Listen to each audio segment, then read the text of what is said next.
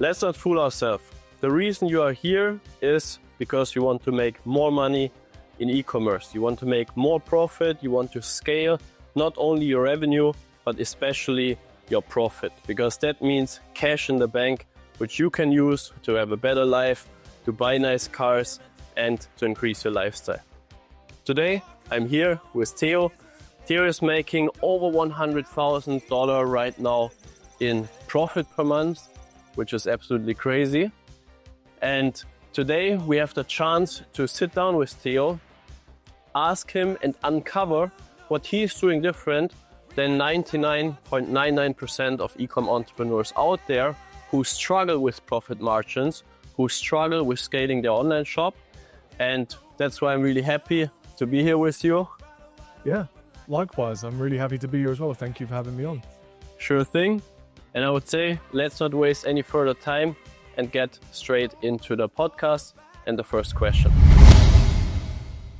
What I first want to ask you is, I saw a little bit of your content as well on YouTube. You have done incredibly well in the last month. You talk about that you build online shops that are high ticket, branded dropshipping store. What does that even mean? Yeah, good first question. I mean, when it comes to building a dropshipping store, I think the most important thing that people need to understand that they often forget is dropshipping is just a fulfillment method. Okay. So it's the process of getting a product from A, the supplier, to B, the customer, without you ever having to come into contact with it as the merchant. Okay. So it's a hands-off business model. But a lot of people explain dropshipping as its own business model, which it's not. We're simply doing e-commerce, which is the process of selling products online. Dropshipping is simply the fulfillment method. So that's what the dropshipping part stands for. Then obviously high ticket, what we're talking about there, or we're referencing, is the price of the products that you sell. Now this is really important, especially in my opinion, when it comes to the actual profit margin, which is what we were talking about a moment as well, because many people focus on driving revenue, but they forget that sometimes that comes at the expense of your own profit. So you need to understand your business economics, you need to understand the business finances, and fundamentally everything needs to make sense. You need to build from the bottom up. You do that, in my opinion, by selling products that have a high profit potential, okay?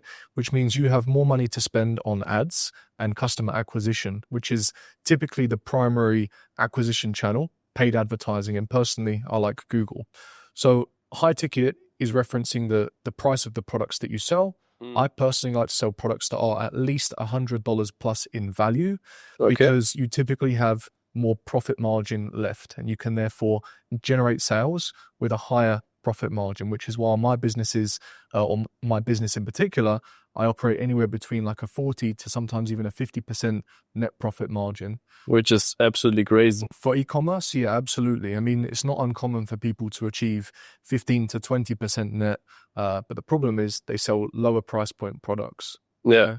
So that explains the high ticket, the drop shipping, and when you asked about like a niche specific store, maybe you've heard the saying, the riches are in the niches. Okay, so what I like to do is to build a niche specific store. And what I mean by that is you just focus on a category or a subcategory of products.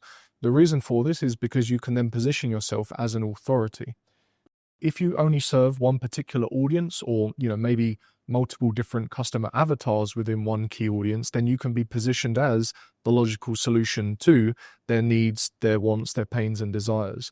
So by positioning yourself as that authority, becoming niche specific, you gain more authority within that niche, which means you can then sell more products. Yeah. At least that's my opinion.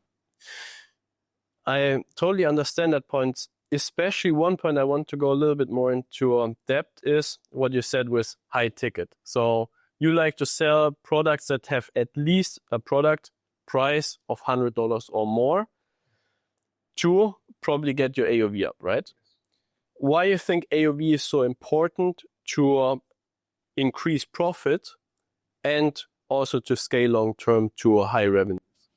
Yeah, so there are two metrics that I think are really important, AOV or customer lifetime value. Yeah. In principle, they're both referencing the same thing, and that is how much that particular order or how much that particular customer is worth to you as a merchant, which is extremely important. So the reason I like to focus on higher AOV, so higher product price, is for exactly that reason, to make sure that I have more money that I can spend on advertising. For example, if you think about traditional like people that enter dropshipping, it's very common for them to sell lower price point products, $30, $40, or $50 in value. But for that, you need a lot of volume, okay? But that doesn't necessarily mean that your cost of advertising is going to be significantly less compared to the product price.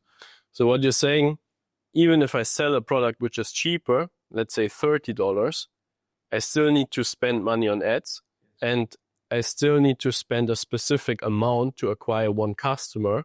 Advertising spend rises over time. So if I only make $30 per sale, the margin there is so thin that I nearly have nothing to spend on ads, right? Exactly. So if you're selling a product that's, say, $30 in value, which is not uncommon in e-commerce and dropshipping, you need to understand that typically your cost of goods is going to cost about 25%. And by that, I mean product cost and shipping cost. Yeah. In addition to that, you're going to have transaction fees that you pay the payment processor. So that you've maybe lost about, let's just say 30% on a $30 item already. So you've lost $10, which leaves you with $20 left to spend on paid advertising and to generate the sale. And to make profit.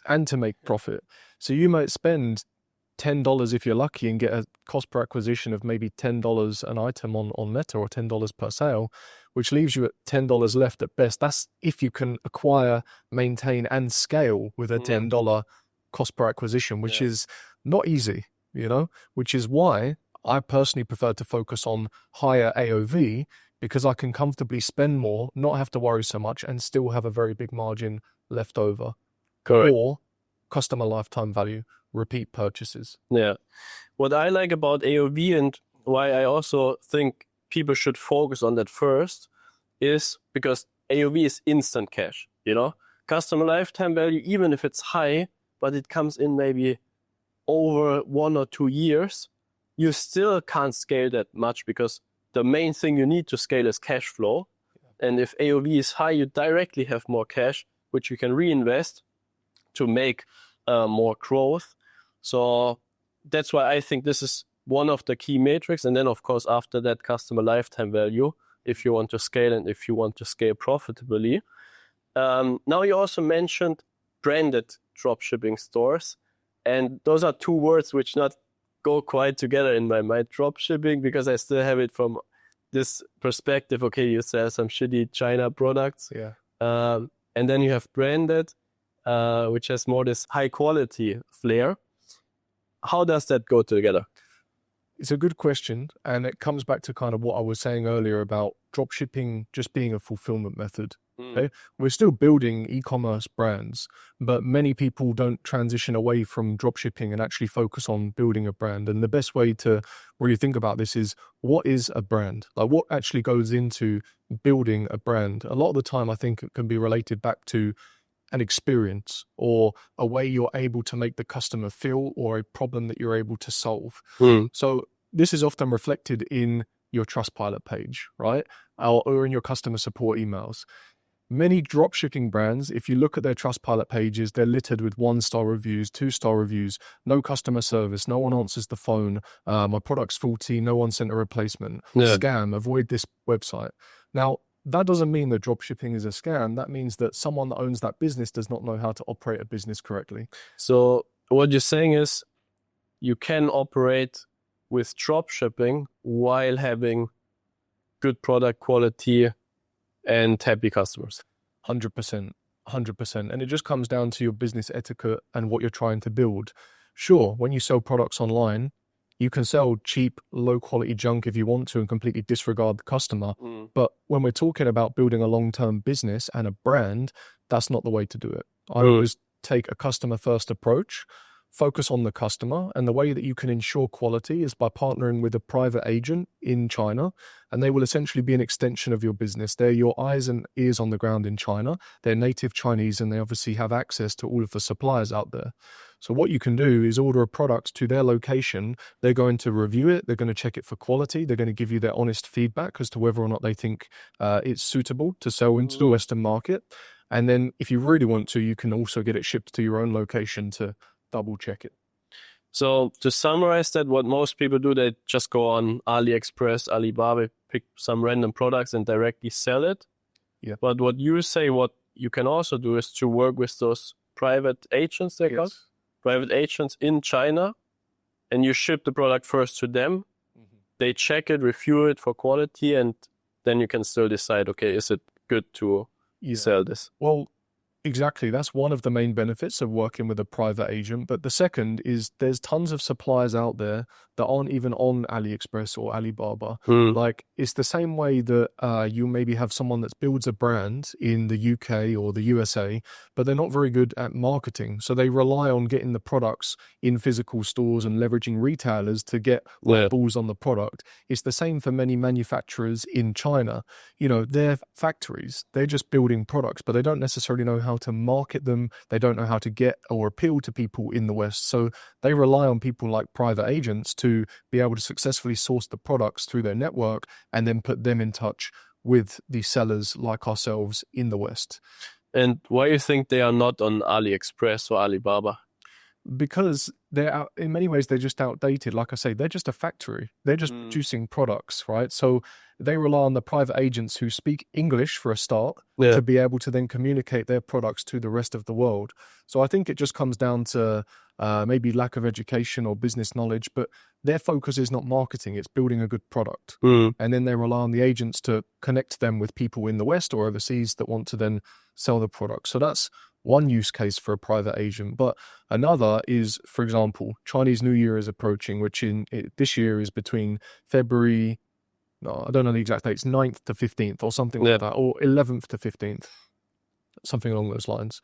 Now, what a lot of dropshippers do is, because the factories shut down, some of them for an entire month during Chinese New Year, they just simply stop fulfillment. So they lose 1 month's revenue. And as we're just talking about now, for my brand, that would mean about 100K in profit lost. Yeah. But if you partner with a private agent, if you build high quality products, if you build a brand and you have existing sales data, you can just purchase stock ahead of Chinese New Year because you know what your sales data is, you know what you're forecasted to do throughout February. Store that stock at the private agent's location because they also have access to warehousing and fulfillment. You can continue fulfilling throughout the entirety of Chinese New Year without ever having to stop, whilst all the other dropshippers out there that haven't built a brand are going to be stopping. Yeah. How do you see it when it comes to which products you sell? Do you sell 10 different products? Do you sell 1 or 2 core products? Where is your focus there?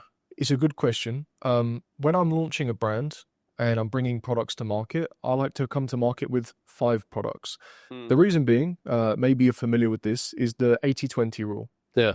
And don't ask me how it works, but it just does, okay? So of those 5 products that you bring to market, one of them will generate 80% of your revenue, i.e. 80-20 rule, right? Yes. Just 20% of 5 is 1. And that one product, i.e. 20%, will generate 80% of your revenue. It just does. You ask most e-commerce businesses, they will all have a core best-selling product. Correct. So my intention is to do market research first, and I back everything by data. So I wouldn't just launch a product because I think it's a good idea or because I've seen it on Instagram or TikTok. I will use certain tools to do market research to check for actual demand. And the way I do this is by using a tool called Google Trends. Yeah. So you can type in the name of any product on there and Google will show you since as early as 2004 to present, how search terms for that particular product have trended over time, whether it's increasing, whether it's consistent, or whether it's decreasing. So I'm checking there first for initial demand based on Google Trends to see, how is this product performing over time. I then use another free tool called Google Keyword Planner. This essentially allows you to type in the name of that product and it will tell you in each country or each location how many people every single month are searching for that exact product on Google. So you may see in one location, for example, the UK, 10,000 searches a month. Maybe in the US, 30,000 searches a month. So then you're seeing trending data. So you know that there's consistency. You're looking at search demands. You know how many people are actively looking every single month for this product. And then you look at competition. So competition, you just check the Google results to see how many other people are selling these same products that you intend on bringing to market, and whether or not you can position your brand better than them. Once all of those things are in alignment, and you can see that the average selling price of the product is at least $100 plus, that to me are the 4 checks that I run a product through, and I call it my 4-step product validation method. It sounds more like a mathematical system. Yes. To evaluate products and to see upfront if they can even make profit than just randomly testing something. Yes. So when you're talking earlier or in the introduction, you're saying about why I've been able to grow my brand so quickly and with such high profit margins is because there's no guesswork. I'm backing everything up with data, real-time market data. So when I bring a product to market, or when, any of my students that I advise bring a product to market, we have an incredibly high success rate because the data is in alignment. We're not testing, we're validating with data and then simply bringing a product to market where there's a gap. Yeah. And I mean, one thing where you are really good at is Google Ads, and to use Google Ads as a traffic source. And I want to go a little bit more into that in a moment. But first, let's catch up with this product question. So you said initially you test 5 different products to find one winner. But what after that? Let's say this one product scales really well. It's working. You make a lot of sales with it. Will you add additional products to the store, or how you scale from there? Yes. So this is kind of the phase I'm going through at the moment. Like you mentioned, last couple of months have been good, touching on about $300K a month dollars in revenue. Now the next step is to take it to the next level. There's different ways in which you can scale an e-commerce business. There is horizontal scale and there is vertical scale. An example of horizontal scale would be selling existing products in more markets, more countries. Correct. Or introducing more products to sell in more products and more markets. So that is an example of horizontal scale. Then you have vertical scale, which is about doubling down on the existing products that you have and generating more sales by increasing ad spend or getting your product visible in more locations. So yes, Google Ads is the primary driver for my business, but to take it to the next level, I'm now in the process of adding a few more core products that I can then begin scaling in multiple markets. Plus, I'm going to look to add on a bit more middle of funnel and top of funnel brand awareness.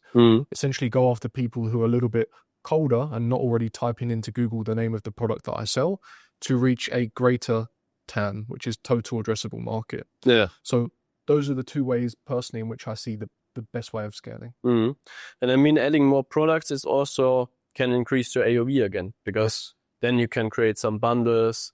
You can give them some discounts if they also purchase this product or that product. And again, it increases the AOV. It makes the whole brand, the whole business more scalable. Yeah, that's a very good point. And it's also something that I already implement on my existing store is even though I'm targeting products that are $100 plus, I'm still focused on increasing AOV further. So I do that by having visible upsells and cross sells on the product page, which means I can introduce customers that are already shopping for a particular product into other products that pair well with the existing product. You'll see places like Amazon do this very well. Hey, customers also purchased A, B, and C. So I do a similar thing and make sure that the products I'm suggesting are actually relatable and have intention behind them. Not just pairing 2 random products. I look at what my competitors are doing. I research the market. I understand who my customer profile is and what other problems or issues or products that they'd also be interested in that pair well with the existing one. That's one thing you can do on the product page, at checkout, and even post-purchase. This is another thing that people forget about. Once someone has physically bought a product with you, they're so much more likely to want to shop again and spend more money because they already have that positive reinforcement that they've made a good decision, that they've purchased something. Yeah. So a lot of people sleep on post-purchase, which is where I'll typically then redirect people from Shopify into a funnel, and I give them post-purchase offers. So for example, if they bought a particular product and even they declined, the upsells and the cross-sells on the product page and the checkout, I try and sell them again post-purchase by offering them the same product a further discount. How does that look in practice? So you have an email which includes a link to a landing page where they can purchase an additional product, or how does it look in practice? Better than that. So there are apps that you can integrate within Shopify where post-purchase, people will automatically be redirected to a funnel that's hosted on Shopify. So they have a single-click checkout. So they get these offers. You already have their card details. They just click a button and it adds it onto the existing order.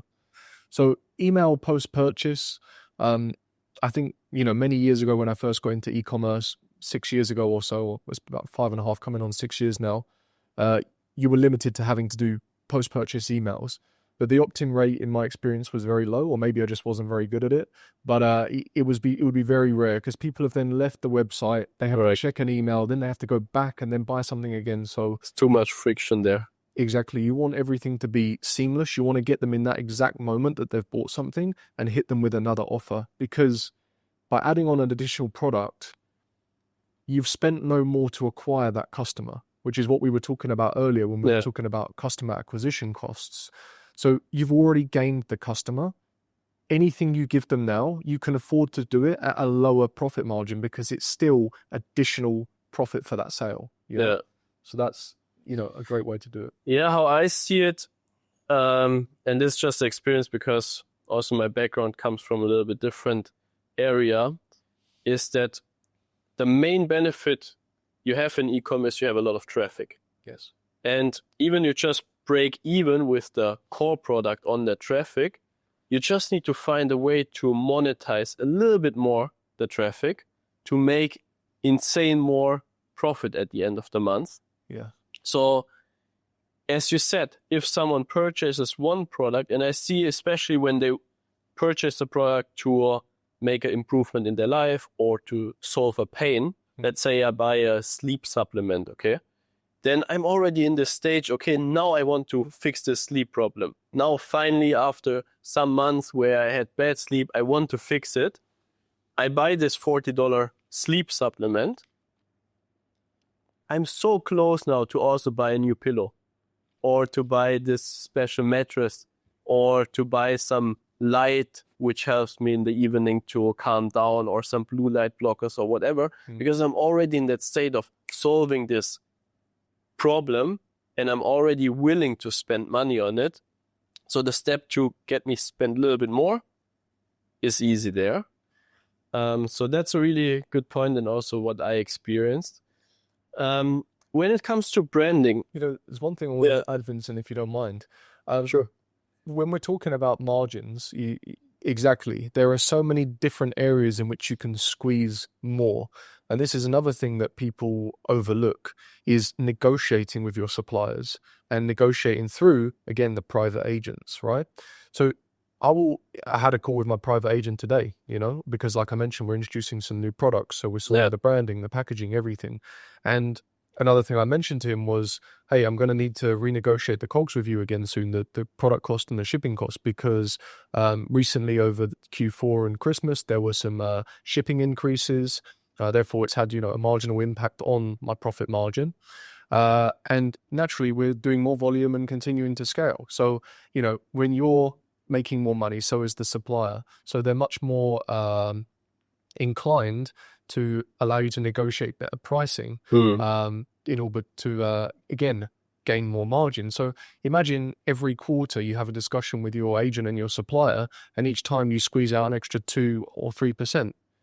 It doesn't sound like much, or even if it's less than that, it doesn't sound like much, but that's 2 or 3% on every sale. Yeah. And that accumulates. So again, another way in which you can drastically increase your profit margin on the back end. And this is what I'm talking about earlier when I'm saying a lot of people that come into dropshipping, they don't treat it like an actual business. There's so many different layers to it and different areas in which you can squeeze out more efficiency. And if you want to continue scaling and essentially beat your competitors, who you can assure are definitely doing these kind of things, then you need to be on the same level playing field or be doing things that they're not. Yeah. How I see this, like, there's people, they go out, work really hard to make a lot of money, bring it home in their house.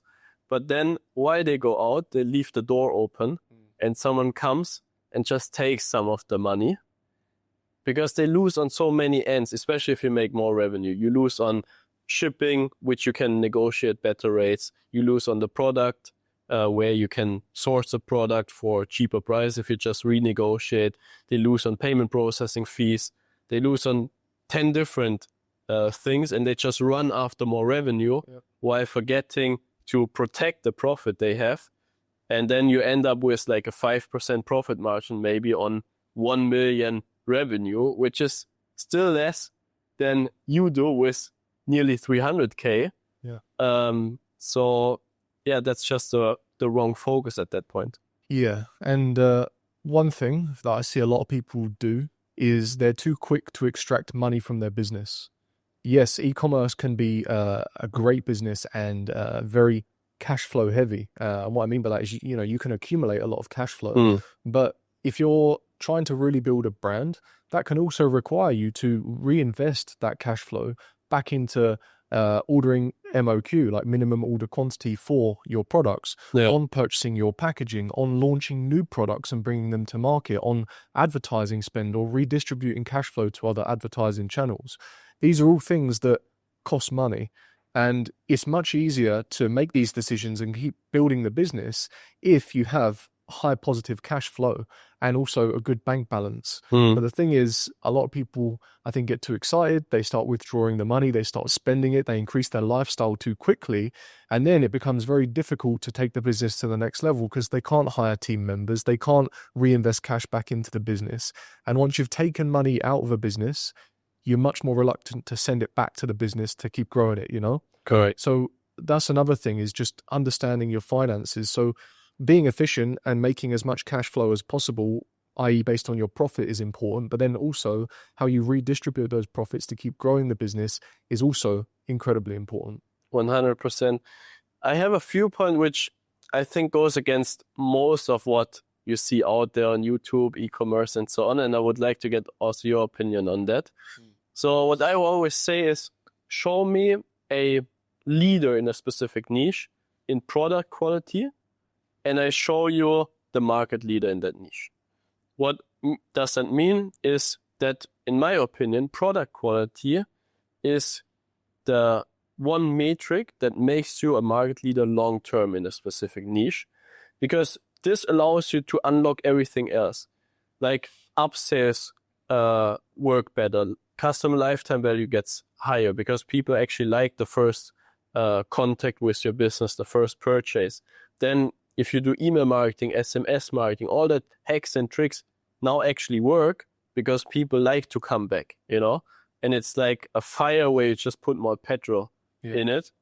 How do you see this product quality point? I know you focus on that because otherwise you would not work with these private agents.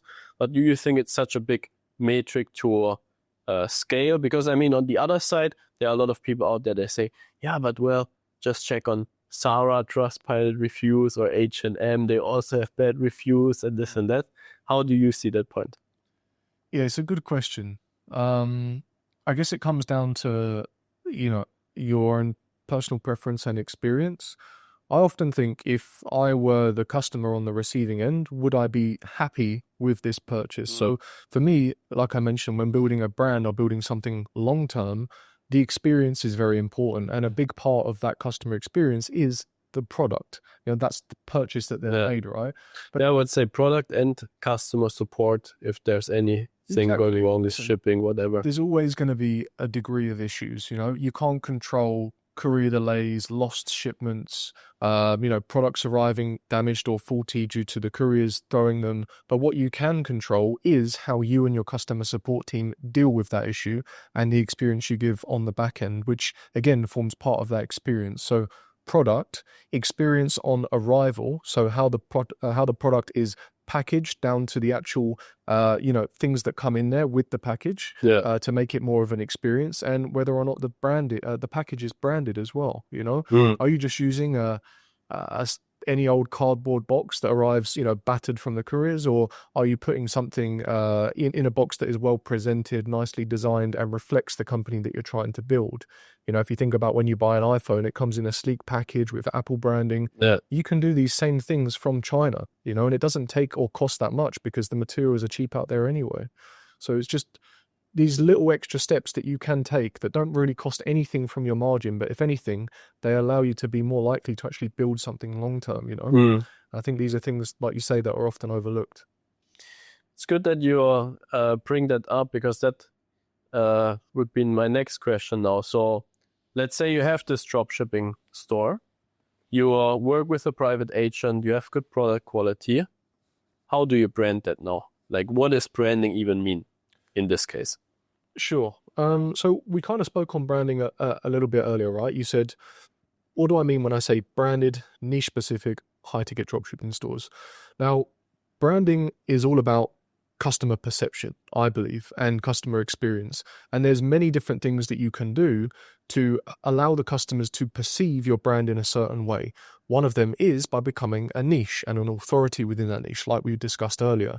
So that comes down to the website, how you're positioning yourself, what products you're selling, maybe what problems you're solving, and what you're actually bringing to the market that is different from your competition. So I'll always do competitor research. I'll look at how they're positioning certain products, and I'll do research onto my customer profile, who I'm trying to serve by bringing this product to market. The idea is I would go to places like Reddit, I would go to Facebook groups, and I would type in the name of the product or typical problems that my customers face and they're trying to solve with the product. That way I'm able to create a comprehensive document that is called an ideal customer profile. The idea of this is to know everything about my customer so that when I design my website, when I design my product page, it's like I'm speaking to them. I know all of their pains, I know all of their wants, their needs, their desires, and it comes down to truly knowing who you're serving. When you know who you serve, you know how to sell to that person because you know exactly what they're looking for. So for me, it starts with the research, but the actual branding element starts there as well, because you need to know who you're serving. Most people, when they bring a dropshipping product to market, they just steal something from someone else that they've seen on Meta ad library, or they see a TikTok ad and go, that'd be a good product. I'm just going to steal their ads, steal their videos, and I'm going to just copy their product page and I'm going to launch that product. That's not a brand. That's just a pump and dump store, which comes easy and goes easy. And they still probably don't make any money, So it's about understanding your customer, truly bringing a product to market, backing everything with data. And then from that point on, that's what you would do on the website, the product page, actually identifying the product, but also down to the product specifications, right? People will be very open on Reddit about maybe a particular product that they receive. Maybe it could be a cream or a supplement or an ingredient, whatever. And they're going to say, hey, I tried this product. These were the ingredients. It doesn't work. To get this result, it needs ingredients A, B, C, or D.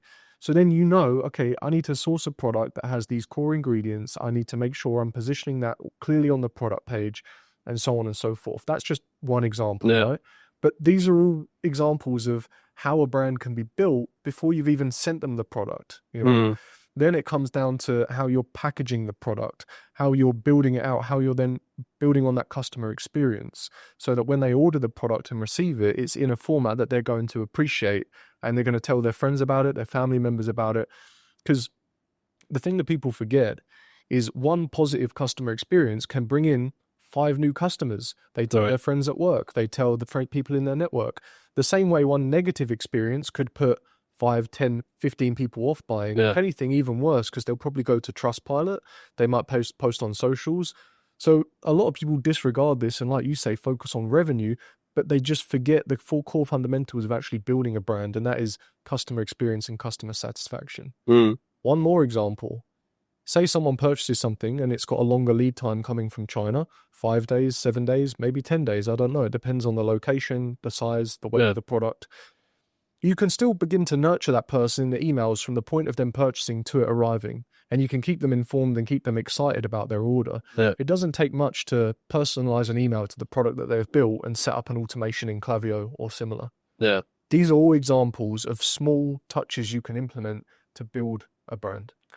I think it's also a lot about, do you care about your customer? And to put yourself in the shoes of your customer, to think, okay, imagine I would buy this product now. How would I feel? Would I feel scared? Does it arrive? Does it not arrive? Or would I feel confident because I get an email every day or every second day, hey, now it's only 5 days left until you receive the product, blah, blah, blah. Do you think there needs to be a specific feeling which you transport with the branding when the people get the package or when they even see your online shop? Is that important or not? I think it's important, but again, it comes down to what you're trying to build, you know? Because everything is branding. Everything is branding, you know? You've got books here in front of us and they're branded. There's books over there, they're branded. They're built in a certain way to appeal to a certain customer. The same way that if you walk through a supermarket or a shop or anywhere, there is branding everywhere. It's just how the product is presented to you. So yes, it's very important, and you want to make sure that a customer receives a product in a format that they appreciate, at least in my opinion. Yeah. It doesn't cost much to get some packaging made and to make it look nice and to actually take some care and some consideration, you know. You'll know when you order things online, it can be an experience, you know. You're cutting open the box, you want to do whatever it is, get inside. So like small little touches, I think, go a long way. Yeah. What would be the first really practical things you would do if you sell a product? Now you tested 5 products, one is working really good. What would be the first things you would do to brand it or to make more brand out of it? Yeah. So if I was launching a brand new store from scratch, or when any of my students come through my program and they're launching it, initially I'd tell them not to do anything yet, like no branded packaging, not anything immediate, like build a niche specific store, serve a particular audience and a particular market. Wait until, like you say, you've got one product that is a clear winner and generating consistent sales. Then the first thing I would do is get in contact with the private agent, start requesting minimum order quantities to get branded packaging made. Also do anything you can inside of the packaging to ensure that the product is well kept, it doesn't get damaged, that the cardboard is thick enough that even if couriers throw it, it's still well presented and things like that. And then invest in MOQ of packaging.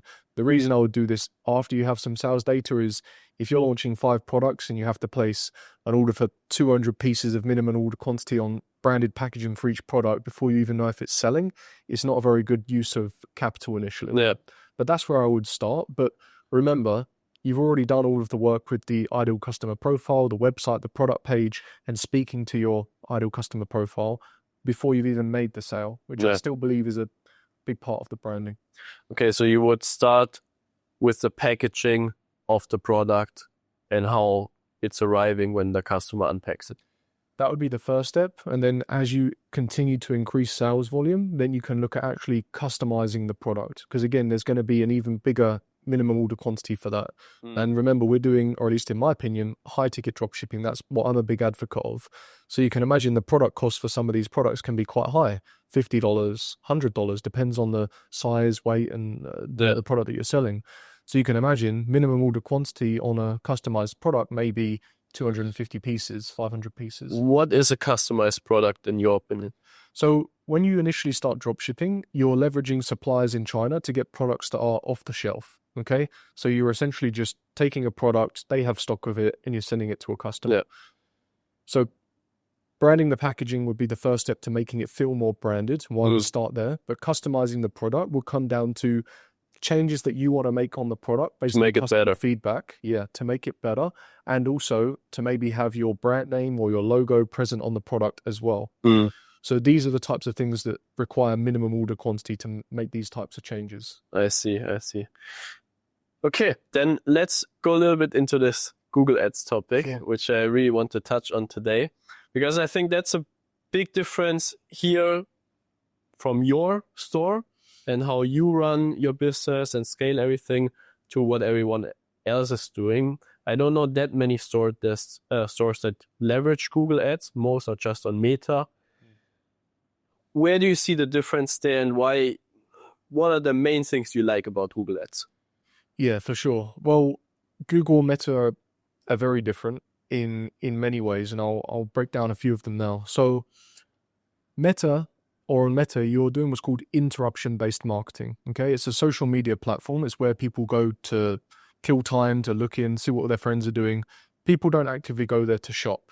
sure, people do buy from Meta ads, but they're not pulling out their phone and going to Meta to Correct. shop. So that means as an advertiser, if you're trying to sell a product to someone, you're first of all interrupting them from scrolling on their phone.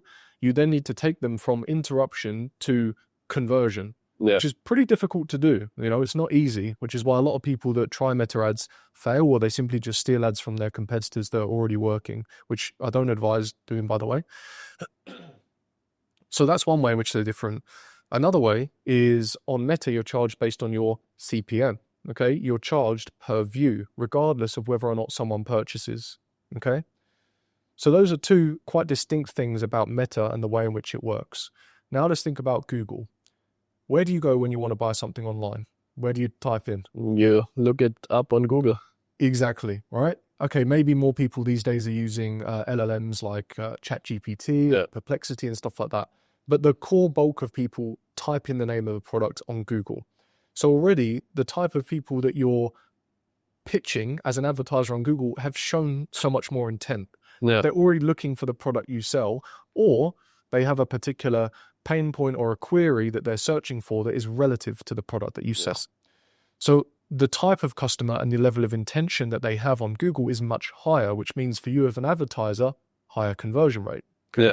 The other thing about Google is it doesn't bill based on your view like Meta does. Okay, you're not charged per view.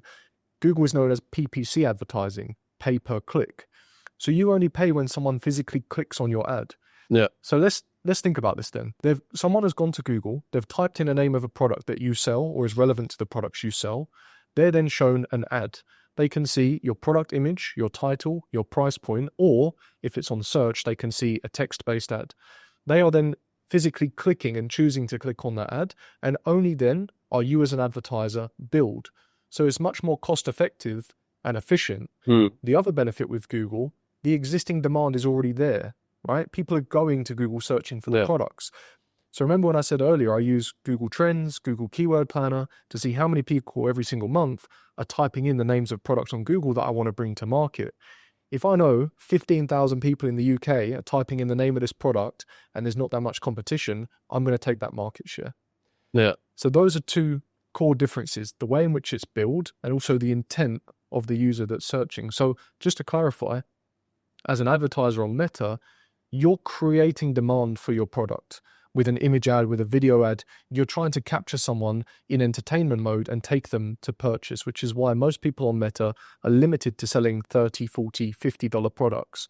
It's unlikely, at least in my experience, that you'll take someone from doom scrolling on entertainment to purchasing a high ticket product because it takes more consideration. Correct. But you can sell high ticket products to people who are already looking for them on Google because existing demand already exists. You're simply capturing existing demand as opposed to creating demand. And what I think is quite interesting and makes a lot of sense for me as well, in Google Keyword Planner, you see already how much I will pay for that click, for that specific keyword. And then you can, before you even launch your product, calculate, okay, let's say my click is $2. Average conversion rate is maybe 2%. Yeah. So I need 50 clicks to get a purchase.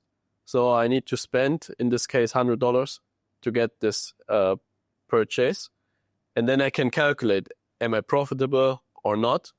So it's a way more mathematical approach instead of just randomly throwing something on the wall and hoping it sticks, which I like here. The only concern I have is the scalability, because of course the people search there, but the amount of people who search on Google is limited as well, because maybe only a specific amount of people need that product every month. How do you see that, and how scalable is it? Yeah, it's a good question. I wanted to say, I feel like you've watched my video on Keyword Planner and CPCs, because rightly so, you can predict your bid and your CPC and this kind of stuff. So that's good knowledge there of Google. Checked out some of your content. Yeah, that's why I was smiling. To be prepared. Good stuff, well researched. But to answer your question, how scalable is Google? You make a valid point, okay? Because we're leveraging existing demand, there is only so much demand, right? And you're right, you are eventually going to reach what's called TAM. I mentioned it earlier, total addressable market, because there are only X amount of people every single month on Google searching for a particular product that you're selling. But then it comes down to what we were saying earlier about horizontal scale and vertical scale. You can add on additional products and additional markets. I mean, there's 65 million people in the UK. There's about the same amount of people in Germany, I believe, 325 million people in the USA. So that's a lot of people, a lot of searches, and a lot of people that will ultimately be looking for particular products that you sell. So there's always opportunity to scale into different markets, different countries, and also add on different products. Of course, eventually, yes, you will reach total addressable market when scaling horizontally and vertically as well. So at this point, I'm not opposed to adding on other paid advertising channels. Okay, I'm not opposed to Meta. I just think it's not the best place to start when building a profitable business. I think there's easier ways to do it by leveraging existing demand. Because remember, I have many competitors that are advertising on Meta, the products that I'm selling on Google. But a lot of people will see a Meta ad, especially if it's a higher ticket product. They will consider that purchase and then later return to Google and type in the name of the product to purchase it. Then they see me. Yeah. So I'm just capturing the existing demand that my competitors are creating on Meta anyway. Because that existing demand on Google is coming from a lot of my competitors' Meta ads. It's an interesting point there. Whatever they do on Meta is just making more people aware that the product exists, that the solution exists. But then where do the people buy it? They probably, if it's high ticket, think longer about it. And either they get retarget from the brand, but they might as well just go on Google, search there and find your ad now. Yeah. And yeah, so they work for you basically. In some senses. Now, like I say, I'm not opposed to Meta. I'm looking to add that on as a channel for my own brand soon. But I already have tons of existing data. I already know now who my customers are. I have email lists. I have lookalike audiences. I know what my core best-selling products are. And I have the benefit of being able to see what's working well for all of my competitors on Meta Ad Library. So now I have cash flow. Now I have consistent profit.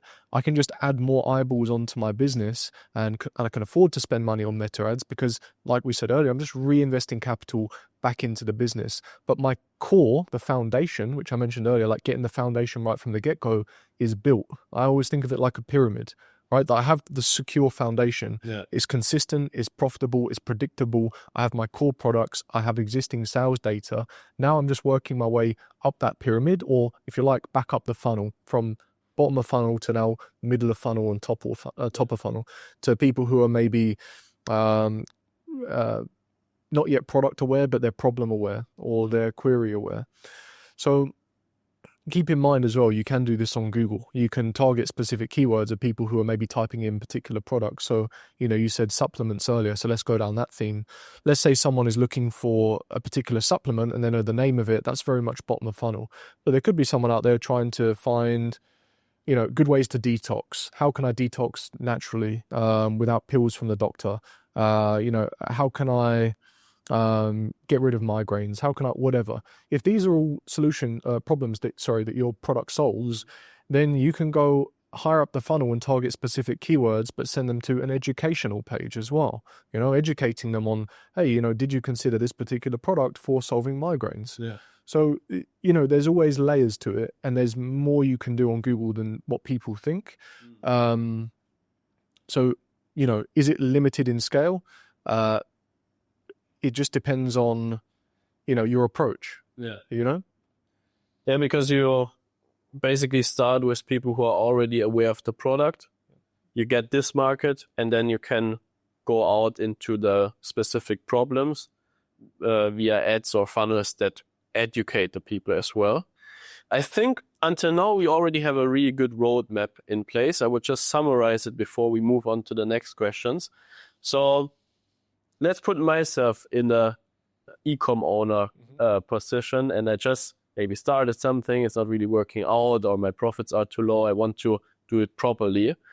I mean, one of the first things I could do is just to use that tools which you described, Google Trends, Google Keyword Planner, to look for specific niches and products where there's a lot of volume a lot of people who want to buy this product, who buy this product every month, low competition, and a product that I can sell for $100 or more per month.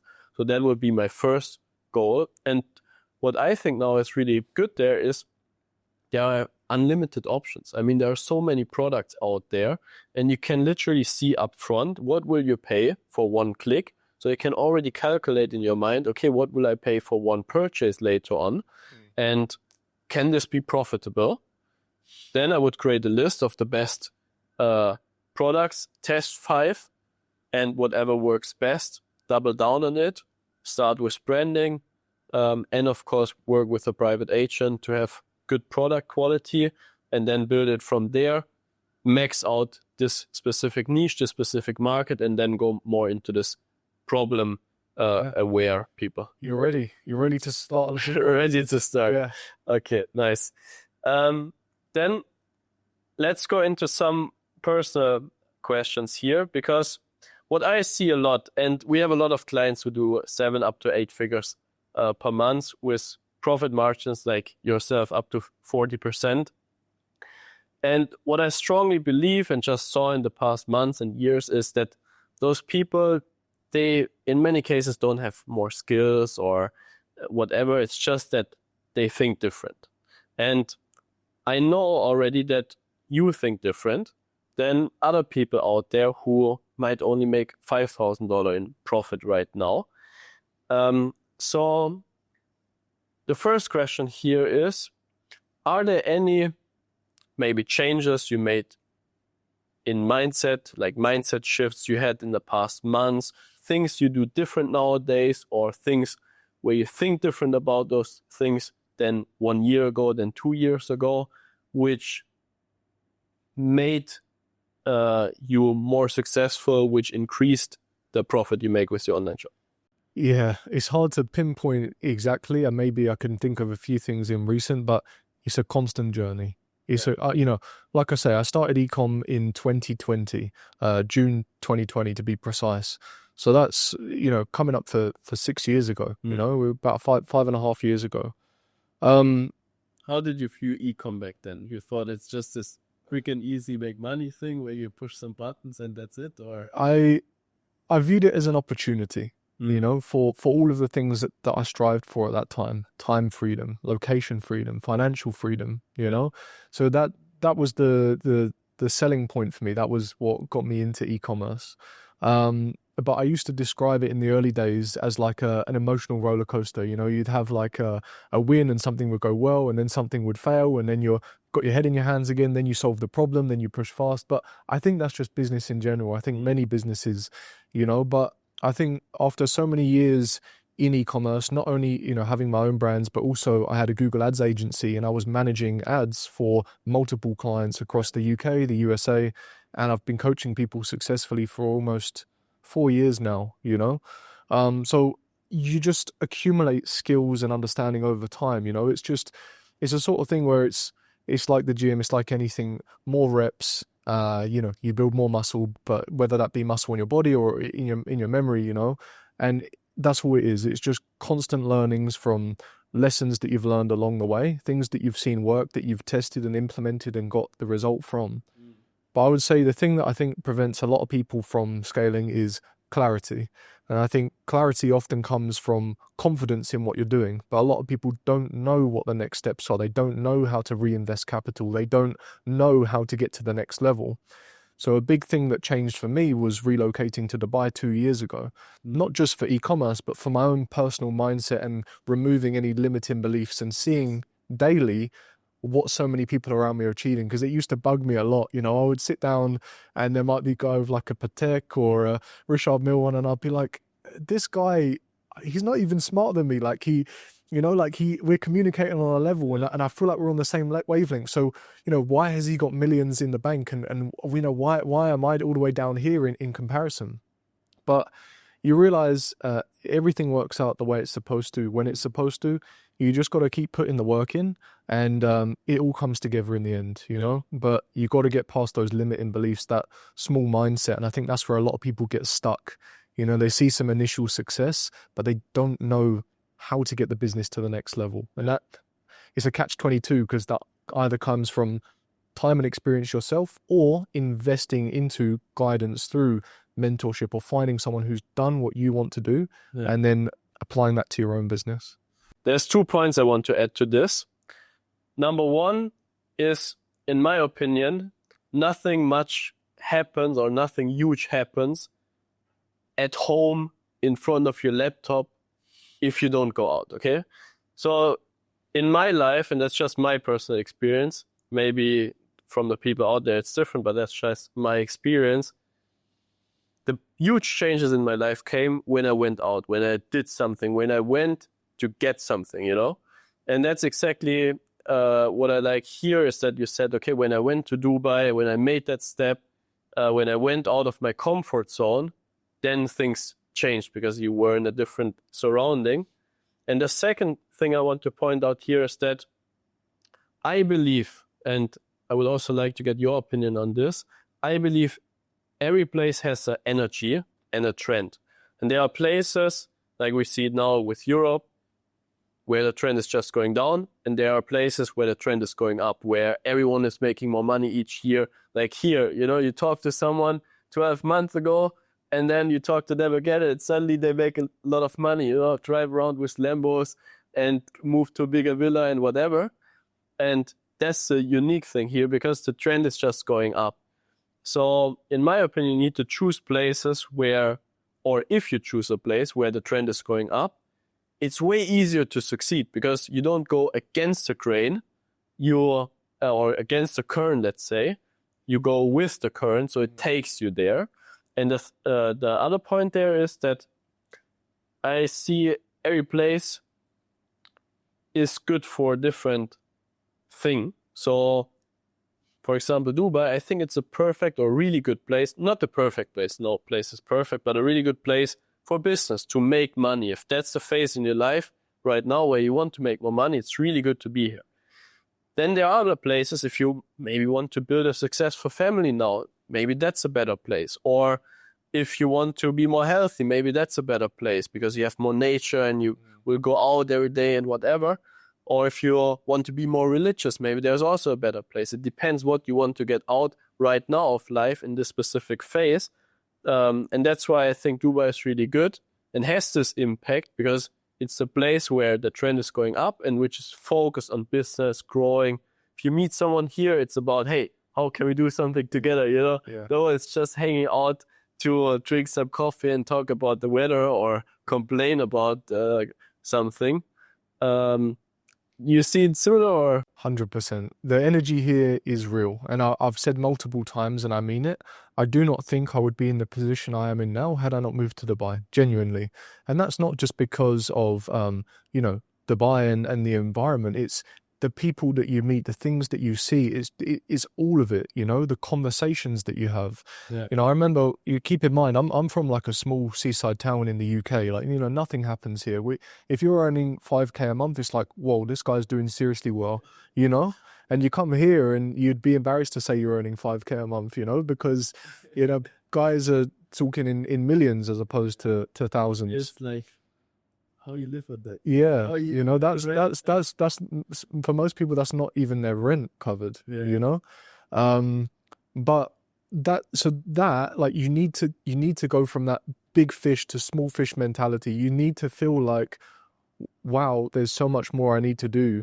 And the thing is about Dubai is, there's an energy here, and you just pick up on that energy. As a mutual friend of ours, Defino, said to me when he came on my podcast, he said, money moves fast and you have to be moving fast or on the same frequency to attract the money. And here I truly believe it has the right frequency. Everything, and I'm not even necessarily someone that's particularly materialistic, but I just want to be the best. I want to be the best at what I'm doing. And that doesn't mean other people can't be better, but I want to be my best at what I'm doing, and to be the best version of yourself, to unlock that position and being that phase of your life.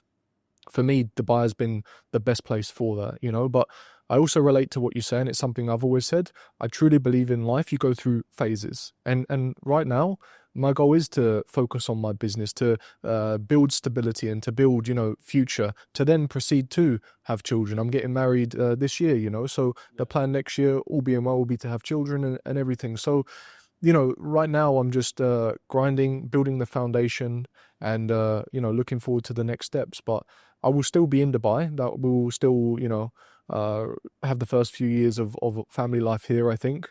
I don't think I could leave Dubai yet. It's doing too much for me, you know. And my missus, she's happy and settled here as well. But I'm sure there will come a time where a new phase of my life will begin, and we'll take the next steps, you know. Yeah. And one last point to close this Dubai chapter. This is what I also realized when I was here. It kind of removed this glass ceiling, because how I had it before in Europe or also in other places around the world, you are afraid to wear expensive watch, you know, you are afraid to drive around with an expensive car.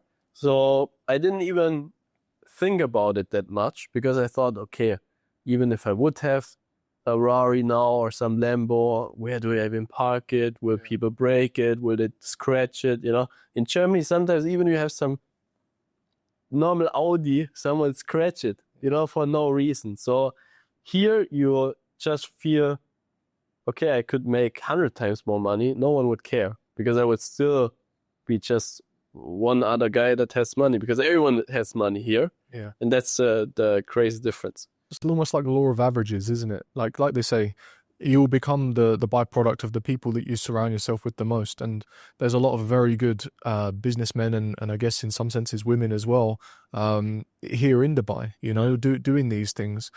You talk about a glass ceiling. There's a very good analogy, and I don't know the truth behind this this test, but supposedly, you know, there was a scientist who put a load of frogs or something in a glass jar, and there was a lid on the glass jar.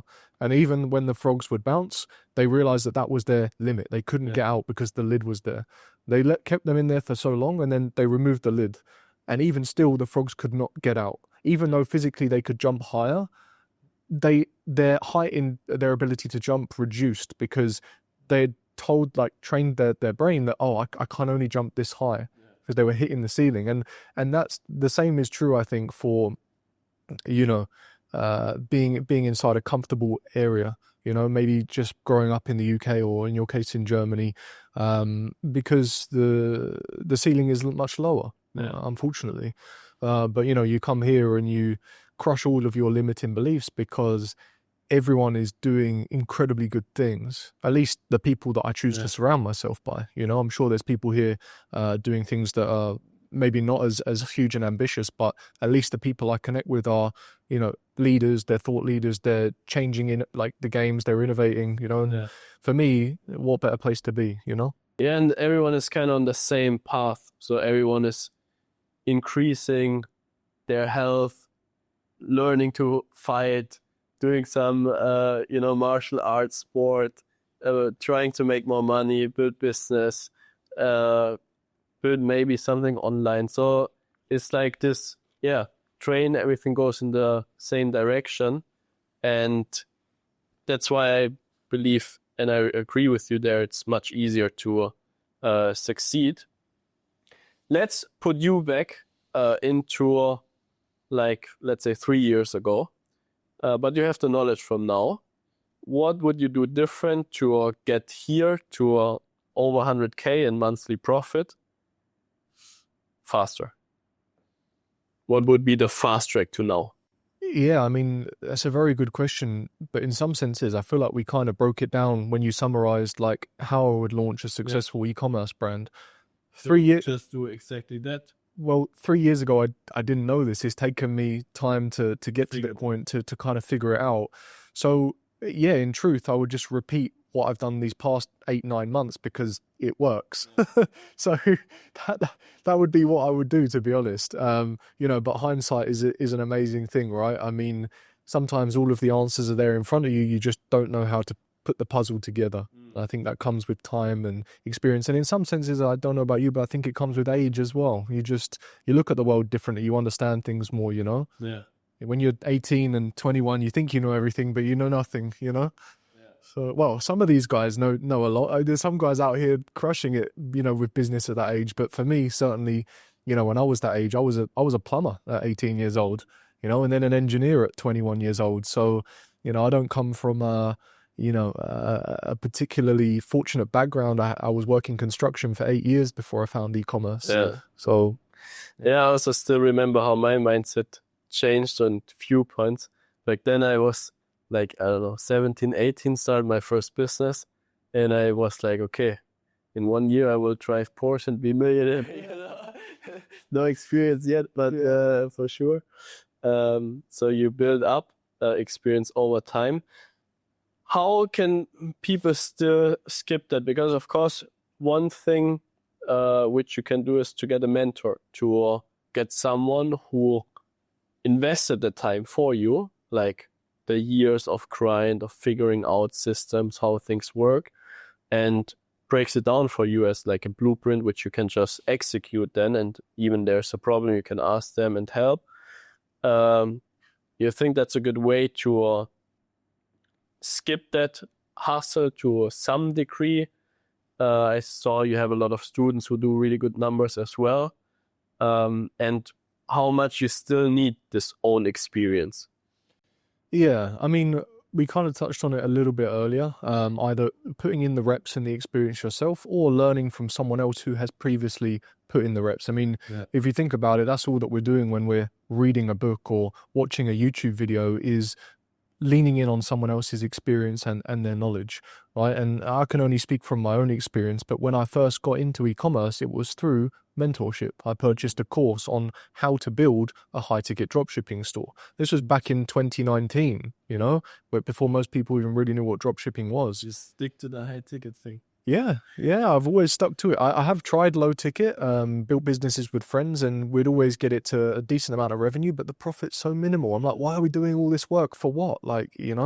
So yeah, even all these years later, I'm still doing high ticket, and I was first introduced to it through a course and through mentorship. So I would not be in the position I am in now had I not purchased that. So I can only speak and recommend based on what works for me. And what I see work for my students, which is purchasing the program or purchasing mentorship. Yeah. How do you help nowadays other people to also scale their ecom business and scale not only revenue but profit? Yeah, well, a lot of it starts with the foundation and the fundamentals that we kind of spoke about in this video, getting the foundation right with regards to your AOV and high quality products and building a brand. Past that point, at the end of the day, e-commerce isn't all that different to most other business models. It all comes down to business economics, revenue, profit, expenses.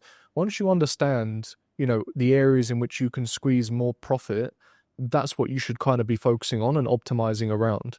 Like I said, I'm going to be focusing on decreasing my cost of goods and increasing my profit margin. And that's a simple conversation with your supplier. So a lot of the time as business owners, we get caught up, unfortunately, in the day-to-day operations or running of the business, especially at lower scale before you have competent team members or systems and SOPs.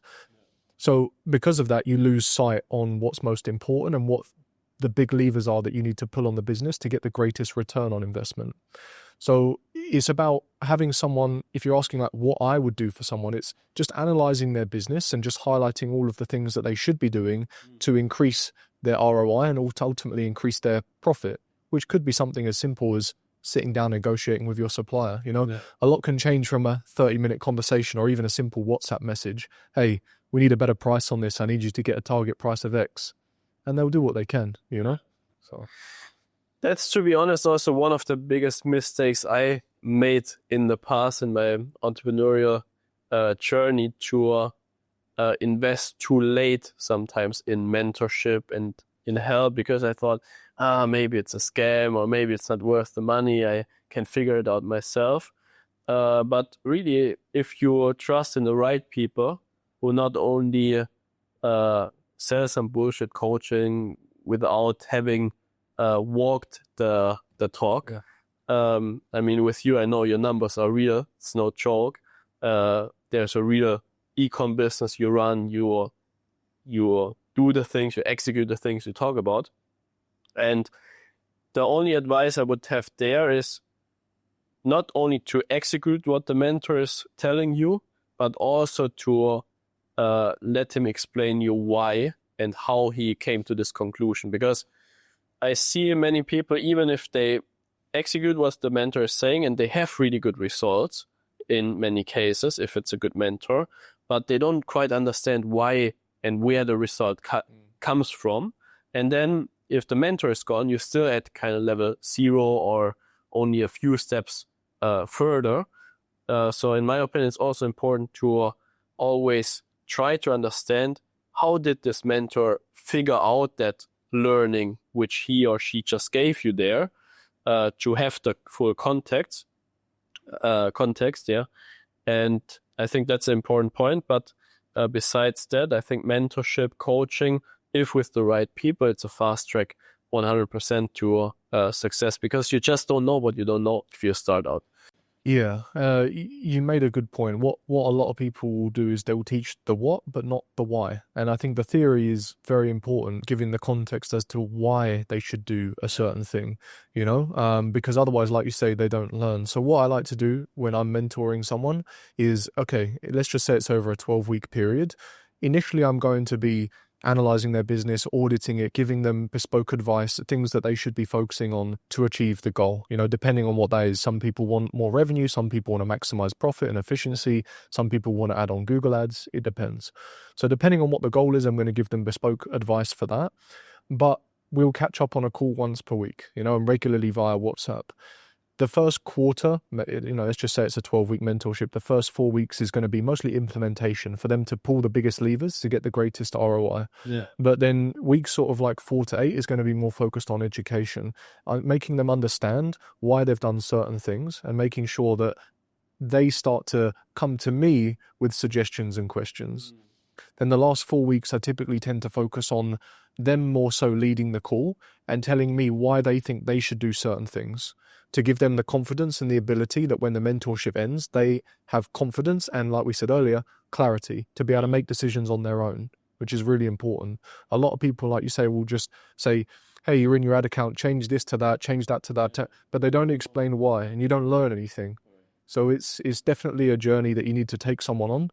And your goal as a mentor is obviously to try and achieve the goal that they want to work towards and why they onboarded with you in the first place, but also to give them the confidence at the end to be able to make the decisions on their own. But I think a lot of people want to go for the recurring revenue, so they don't actually teach their students. They just tell them what to do, but then they still feel like they need the mentor. Yeah, and then there's just like tell them again. Sheeps which follow whatever the mentor is saying, and I don't like that, because it kind of destroys the market and also these entrepreneurs, because they stop thinking with their own brain. Instead, whatever they want to do in the business, they just ask the mentor for approval, or they don't even execute their own ideas. They just do what the mentor is telling them to do. And yeah, I think the main problem there is that they don't think themselves. So you should have a mentor, but also think for yourself.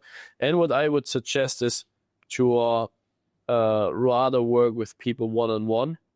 I wouldn't suggest anyone to use some group coaching or something like that. That's just my experience, because if I have a call with you, for example, one-on-one, 1 hour, I can get way more out of it than if I'm in this group and I can't ask that many questions and this and that. That's just my experience, but it maybe also depends on which level you are at. 100%. So yeah, I think we got a really good summary here, how to not only scale, but also scale with high profit margins. And yeah, I appreciate you coming on here, sharing some good knowledge, and walking the talk. And I'm excited to see where your ecom journey leads in the next months, in the next years. Before I let you go, where can people find you online? Sure. So I'm active on YouTube. You can find me on YouTube at Theo Clarke PPC. That's my channel dedicated to e-commerce, dropshipping, Google ads, and I release a video there every week. You can also find me on YouTube at Theo Clarke Podcast, where I interview e-commerce entrepreneurs and release a video once every 2 weeks. The only pure podcast about e-commerce. Yes. Well, apart from this one now, we were number one, but we've got a number 2 closely behind now. So I need to up my game. But yeah, e-commerce podcast, and then I'm also active on Instagram, Theo_Clarke. And actually, one other thing I will plug as well, I do actually have a free Google Ads dropshipping group. Maybe if I share the link with Vincent, he can put the link in the video description. It's completely free. We have tons of value in there, and it's a great way for people to get started if they don't yet have a budget for, say, the mentorship program. So check that out. Thank you very much. Thank you.